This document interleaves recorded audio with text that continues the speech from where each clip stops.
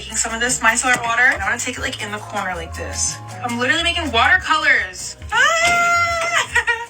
Ready? Okay. I have got to try that right now. Right, I'm literally dipping my little liner brush in the micellar water.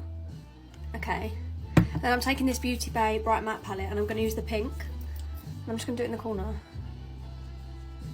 And I have an idea, and if it works, it's going to be amazing. So I'm going to do this first and then we'll get onto that idea.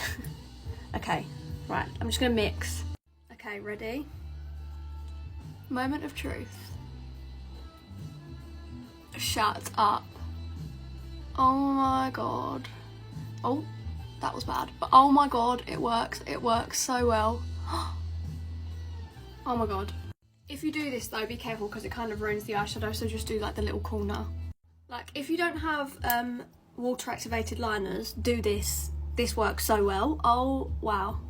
Okay, now I'm gonna make it a bit more graphic and like do that. Oh. Okay, the struggle is always matching the other eye, so I'm going to do that off camera and hope for the best. I actually wish I filmed that eye instead because it was so much more satisfying, but anyway. Okay, now for the part that will be like amazing if it works. So, new clean brush, micellar water again, and then I'm taking the Glisten Cosmetics Shapeshifter palette because look at that. If this works, I'm going to take the green, I'm going to mix it.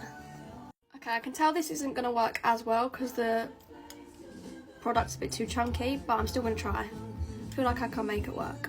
Okay. I'm just mixing, sorry. Okay, let's try it. I feel like it's not going to be as good, but... Oh, okay, if I build that up, that's going to be really pretty. Oh my god, I made it work. Yay! Fine line is making me cry. I'm sorry, but that looks so good. I'm gonna add lashes. That's like the best makeup pack ever.